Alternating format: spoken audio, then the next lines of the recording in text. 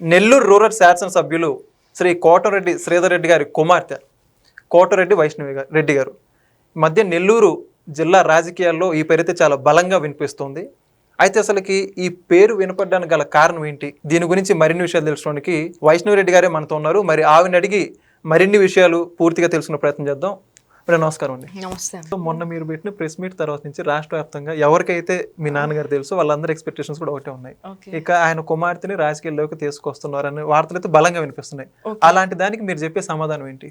ప్రత్యేకంగా నేను ఇప్పటికిప్పుడు రాజకీయాల్లోకి రావట్లేదు. గతంలో కూడా సపోర్టివ్ ఉన్నాను. ఇప్పుడు కూడా నేను వచ్చేది నేను రాజకీయాల్లోకి వస్తున్నాను, నాకు ఈ పదవి కావాలి, పార్టీ పరంగా నేను ఎమ్మెల్యే అయిపోవాలి, అదే అయిపోవాలి, అదేది నా అసలు ఉద్దేశం కూడా కాదు.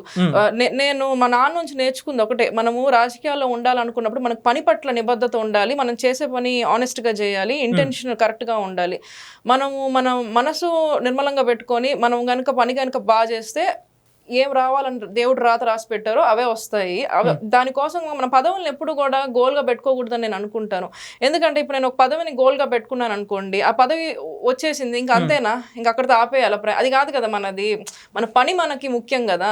సో మన పని మీద మనం ఫోకస్ చేయాలి. పదవులను ఎప్పుడు కూడా అంటే ఆ పదవి రావాలి, ఈ పదవి రావాలి, ఇలా అవన్నీ కూడా ఆలోచించకూడదు అని నేను అనుకుంటున్నాను. ఇప్పుడు రాజకీయాలు అంటే చాలా మంది పదవుల్లో ఉంటేనే రాజకీయాలు అన్నట్టుగా చూస్తుంటారు కదా. ఈ రోజుల్లో అయితే అంతే ఉంది. మరి బయట అయితే కరెక్టే, అది మోటివేషన్ కాకూడదు అని నేను అంటాను. మన పని మనకి మోటివేషన్ కావాలి. పని బాగా చేస్తున్నప్పుడు ప్రజలు ఈ అమ్మాయి పని బాగా చేస్తుంది, తనకు అవకాశం ఇవ్వాలి.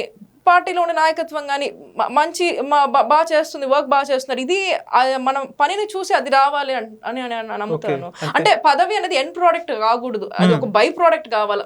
మనం మెదిగే విధానము, మన కార్యకర్తలతో కానీ ప్రజలతో కానీ అందుబాటులో ఉండేది, మనం మన కార్యకర్తలకు ఇచ్చే గుర్తింపు, ఇవన్నీ ఇంపార్టెంట్. అవి మిగతావన్నీ కూడా బై ప్రోడక్ట్స్.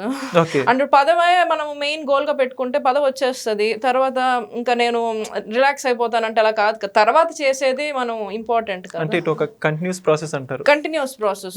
మీ ఒపీనియన్ లో రాజకీయాలు అంటే ఏంటి? చాలా మంచి క్వశ్చన్ అడిగారు. నేను ఎప్పుడు ఆలోచించలేదు ఇది. నన్ను అడిగితే మాత్రం ఈరోజు నాన్న ఒక 15 years నుంచి కూడా నెల్లూరు రూరల్ ని నర్చర్ చేస్తున్నారు. ప్రజలతో ఆయనకి వ్యక్తిగత సంబంధాలు ఉన్నాయి. కార్యకర్తలతో నాయకులకి నాన్న వాళ్ళకన్నా కూడా మ్యూచువల్ ఎమోషన్ ఉంది. ఈ రోజు నేను అదే కంటిన్యూ చేయాలనుకుంటున్నాను. నా వరకు అయితే నేను అదే నా ఉద్దేశం. నేను ఎందుకు రాజకీయాల్లోకి వచ్చాను అని అంటే మాత్రం నాన్న ఏదైతే బిల్డ్ చేశాడో దాన్ని ముందుకు తీసుకెళ్దాము అని చెప్పి నా ఉద్దేశం. ప్రజలకి ఇప్పుడు ఒక సమస్య వచ్చింది, ఆ సమస్యని అడ్రస్ చేయడానికి రకరకాల ఉంటాయి, చాలా మార్గాలు ఉంటాయి. మనం ఎందుకు రాజకీయాల్లోకి వచ్చామని మన క్లారిటీ ఉండి, ఆల్ వెదర్ ఎనీ టైమ్ లో కూడా మన కమిట్మెంట్ మనకు గుర్తుండాలి, మన గోల్ మనం ఎందుకు వచ్చామనేది గుర్తుండి దానికోసం వర్క్ చేయాలి. ఓకే. అయితే ఇప్పుడు కోటరెడ్డి గారి కుటుంబానికి సంబంధించి ఒక సపరేట్ లెగసీ ఉందని చెప్పుకోవాలి. ఆ లెగసీని మీరు ఎలా ముందుకు తీసుకెళ్తారు? నేను లెగసీ అని పెద్ద మాటలు మాట్లాడను. బయట అదే బ్రాండ్ కదా. ఇప్పుడు నెల్లూరు జిల్లాలో ఒక ఫ్యామిలీకి ఒకటి ఉంటుంది. నాన్నకి ఇచ్చినది అదేనండి. మనము ఇప్పుడు నేను నాన్నకి వారసురాలని అందరూ అంటున్నారు.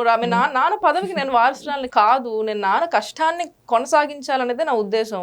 అయినప్పటికీ వారసత్వం కదా. ఇప్పుడు ఆ కుటుంబం నుంచి వచ్చారు మీరు. ఇప్పుడు మరి మీరు ఓకే, నాన్న కష్టానికి వారసత్వం అంటే నేను ఒప్పుకుంటాను. పదవికి వారసురాలని అనే అంత మాట నాకు కరెక్ట్ అని నేను భావించడం, యాక్సెప్ట్ చేయను. అది ప్రజలు నిర్ణయించాలి, పార్టీ నాయకత్వం నిర్ణయించాలి. నేను నాన్న పదవిలో ఉన్నాడు కాబట్టి ఆ పదవి నాకు రావాలి, ఆ type of mind set correct కాదని చెప్పి నేను అనుకుంటున్నాను.